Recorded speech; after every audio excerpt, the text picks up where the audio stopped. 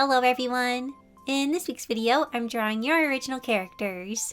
Many of you have been asking when I'll be doing this again and requesting that I make another. I always really love seeing everyone's characters and getting to draw a few of them, so I'm happy to do it again. I announced I would be doing this on my social media and community tab, and hundreds of you submitted your characters. Because there are so many to choose from and I can be indecisive at times, I decided to randomly pick. For this character, I was picking between randomly choosing from Twitter or randomly choosing from Instagram. There is also email submissions, but we'll talk about that later.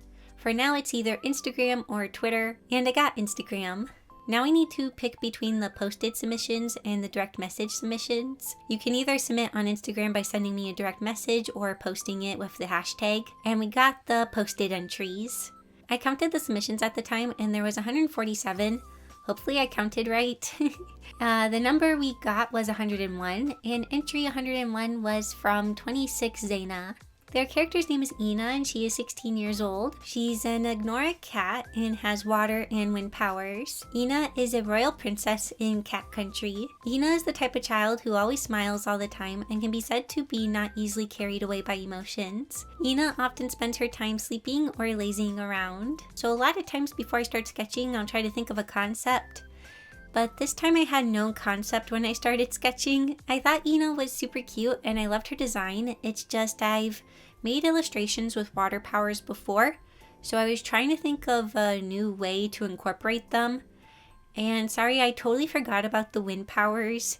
For some reason my brain only focused on the water powers, so I didn't incorporate the wind at all. But yeah, a lot of times I try to think of a concept beforehand, but in this case I kind of just started drawing and was hoping something good would come out of it. For Ina's description, it said she was really smiley, so I wanted to capture a very happy expression. For her head position, we are looking up at her and her head is turned in the 3/4 view. Honestly, this is kind of one of my least favorite views to draw for faces, but for some reason I do often draw this view.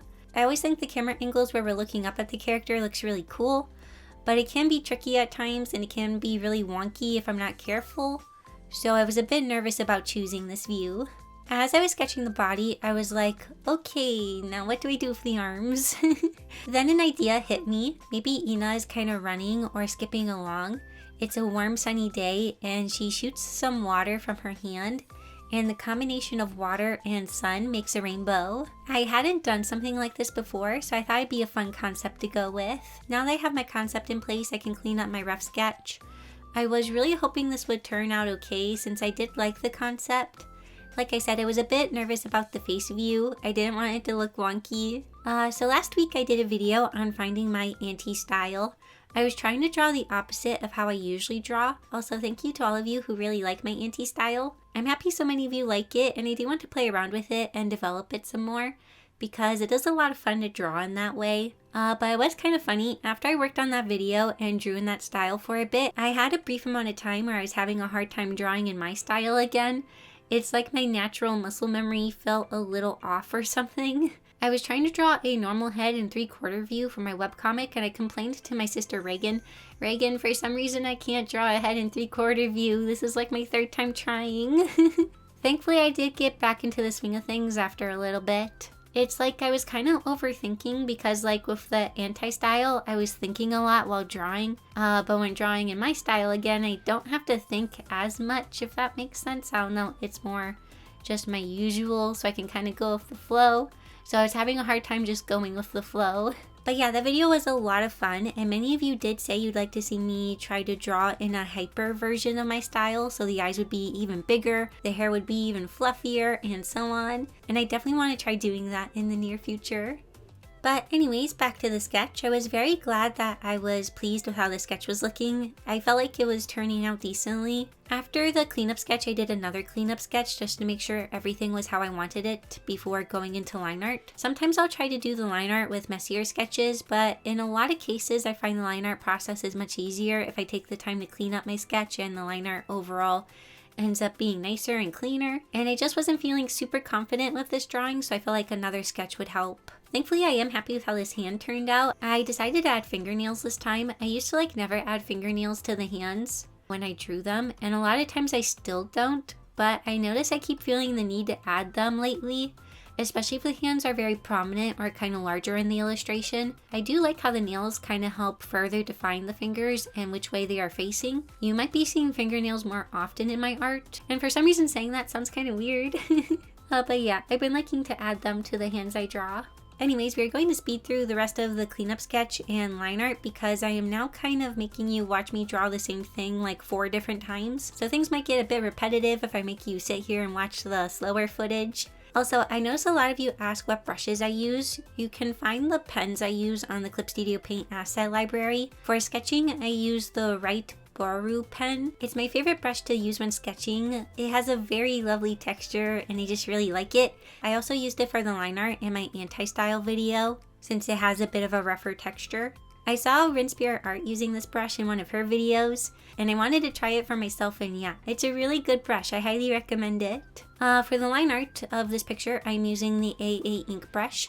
I did modify this brush a decent amount for how it behaves just to suit my work process, but I didn't change the texture or anything. It has a really nice kind of rough texture, but it's not too much texture for my liking. It's still easy to add color and stuff. With some textured brushes, you get little like white spaces because of the texture, but you don't really get that with this one because it's just kind of an outer edge texture, so I really like it. It also changes in size really nicely and tapers really well, and yeah, I just really like this brush. So before coloring the character, I wanted to get the background in place to help me better plan the shading and colors. My initial idea was to use a sky background, but then I remembered I would be adding water and a rainbow, and things that are bright or brighter in like colors and values have a hard time showing up on bright colors like a sky blue. So to make the water and rainbow easier to see, I wanted to make the right side be dark. My solution for this was to add a tree in the background.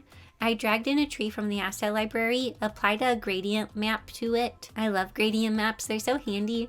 They add color based off of a picture's value, and it can be a really quick way to add color. I also painted over the background some to make it more to my liking, and I also fixed up the textures and lighting a bit. I wanted to make sure that the background fit in well with the character and her coloring. You have to be careful when adding backgrounds from asset libraries. Sometimes they can look really out of place if you aren't careful. Also, as usual, I blurred the background a bit to help the character stand out. In this case, I did a motion blur instead of Gaussian blur like I usually do to further give the feeling of movement. Now we are on to the coloring. I'm starting by applying cell shading to parts of the picture that I know I want to have a harder edged shadow. I usually like starting with these because they help me get the basic understanding of how I want the light to be and where the darkest spots are. In this case, I'm using a muted magenta, but what color I use varies depending on the mood of the picture. For the mood of this one, I wanted it to feel very happy and fun, so I'm going to choose warmer colors like magenta, reds, yellows, and so on when applying the shading. That being said, I do apply some cooler colors to add some interest. Like if you look at the lower part of the tree leaves, they have some light blue in them. This is bounce light or ambient light from the sky. I also add a little bit on the character here and there, but I don't totally remember which spots I added it to because it's kind of subtle. Once I get the cell shading in place, I start shading each individual section. This time I'm trying to consider the soft and more subtle shadows. This might sound a bit funny, but this picture feels very my style, and it feels like it's been a while since I last got to create a picture that was very me. The last time I made an illustration with my standard workflow was this picture, but it had a more sinister vibe, so it did feel kind of different. I feel like the last time I made an illustration that was very my style and didn't have any weird gimmicks or wasn't using different apps was this picture. And I made that one back in August, so it has been a good few months. Obviously, I've made illustrations since August, but this one just feels very much in my comfort zone and my style. Anyways, back to the picture. One part I did spend a very long time on was the hair, mostly because there is a lot of it, and I wanted to take the time to render it and make it look super shiny and stuff. Sometimes for hair, I'll use a more blocky or shaped-based style, and other times I'll use a lot of individual strokes to kind of suggest the texture of the hair. And for some reason, I chose that one, even though it's much more labor-intensive. Also, for the footage, I'm only showing you the process for one section of the hair. That way I don't have to make the footage be super fast and you can kind of see the process more. I'm basically doing the same thing for all of the hair. I first added the highlights. I added some shadows. I then go in and add shadows with a flicking motion to kind of give more detail. The only things I did to this area and not others is I added the skin tone to the bangs just to help things feel softer. I also added this bright teal highlight because this area is most directly in the light source, so it's really bright and I wanted the highlights to be really bright and kind of pop.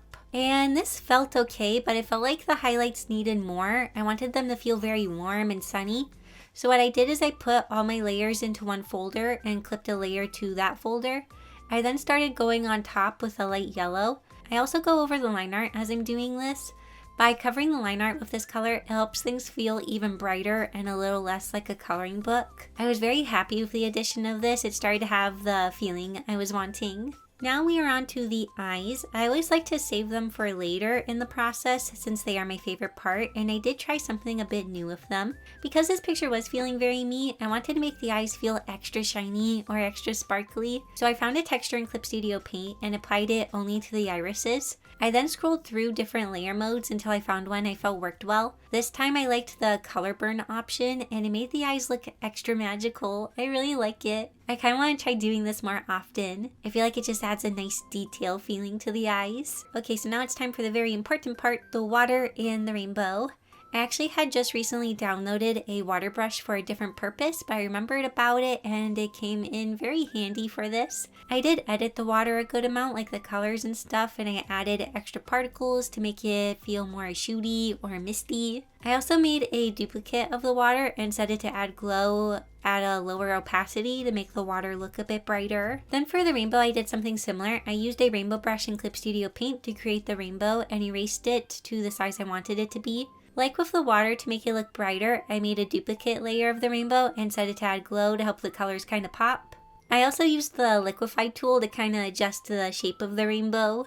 I wanted it to be a little wider and not so narrow. Oh, also added this bush to the foreground to kind of frame things in.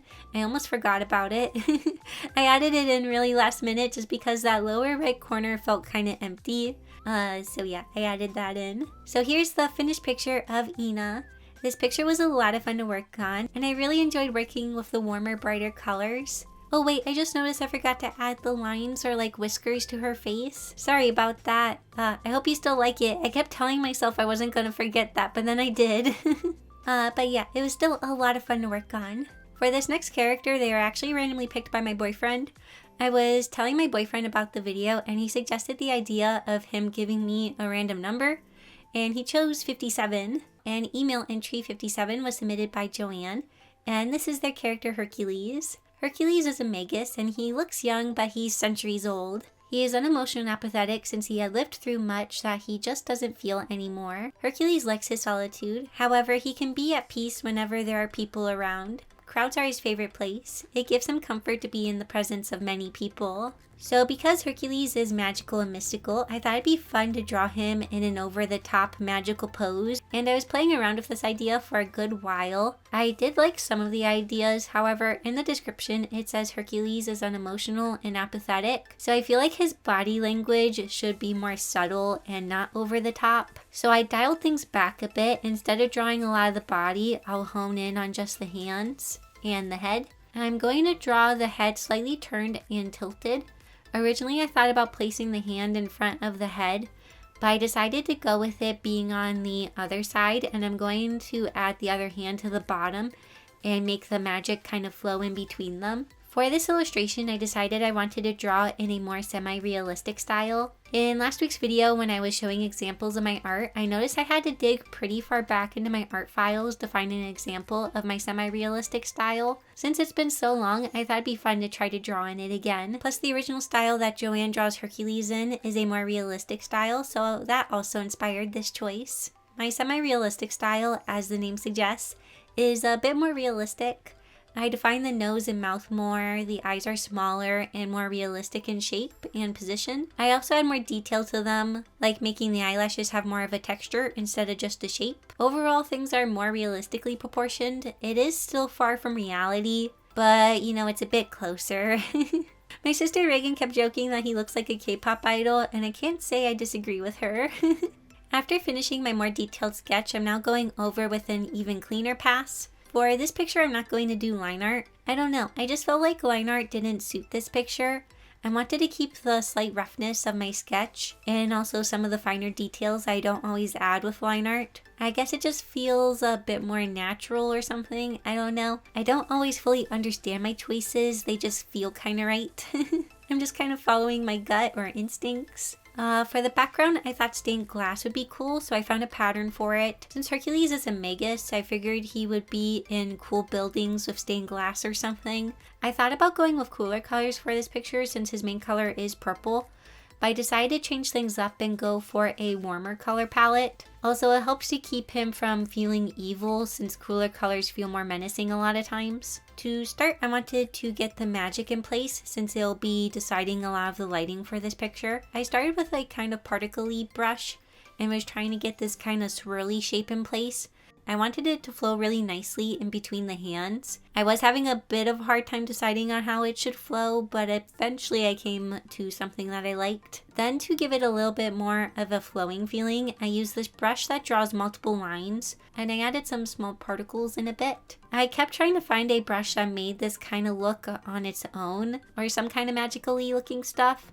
But I just couldn't find the exact texture I was wanting, so I tried my best to make it on my own. Or with a combination of different brushes, I guess.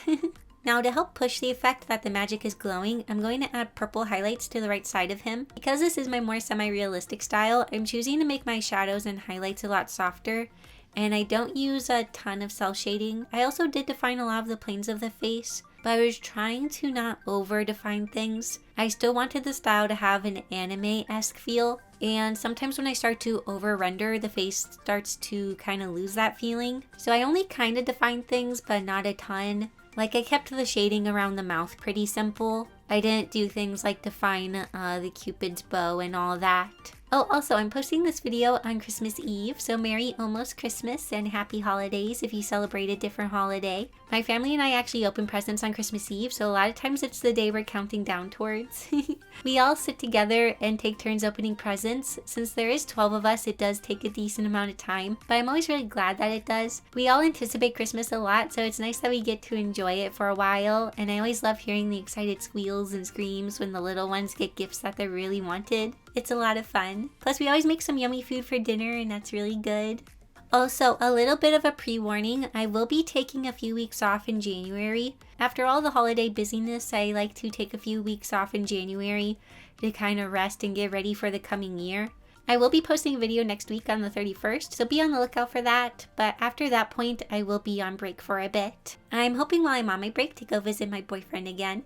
We're hoping the weather will cooperate with us, you never know with January, but hopefully I'll get to see him. So yeah, I'm looking forward to the break. It's the one time of year I allow myself to take a break from posting. I do love posting videos, but it's nice to take a breather for a bit. I also hope to possibly write out the story for my next visual novel game. I'm not making any promises, but I do hope to make another one this year around Valentine's Day, just because I do really enjoy making them. But I do apologize if it's not as big as last year's game. I kind of went all out with that one. It took me so many hours to make. But yeah, we'll see what I'm able to do.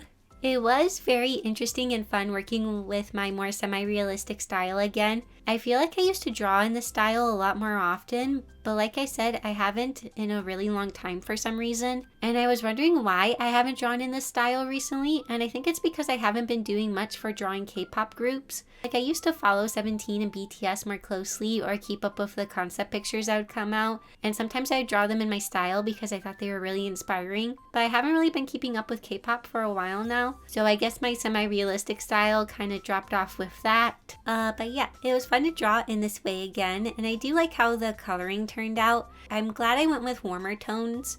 Like I said, I didn't want him to feel like a villain because I don't think he is a villain. So by going with this warmer lighting, things still feel mysterious, but not menacing or evil. Or at least I hope it doesn't. So here are both illustrations from this video. Thank you so much Joanne and Zaina for letting me draw your characters. I really enjoyed getting to draw both of them, and I hope you like the pictures. Like I said, I always love seeing everyone's characters, and thank you so much to everyone that submitted a character. I had so much fun looking through them. I also want to wish all of you a very Merry Christmas and Happy Holidays. I hope you all have a wonderful rest of your year. And just a reminder, I will be posting next Saturday, but then I will be on break. But thank you so much for watching this video. I hope you enjoyed it, and I'll see you all next week in my next video. Bye!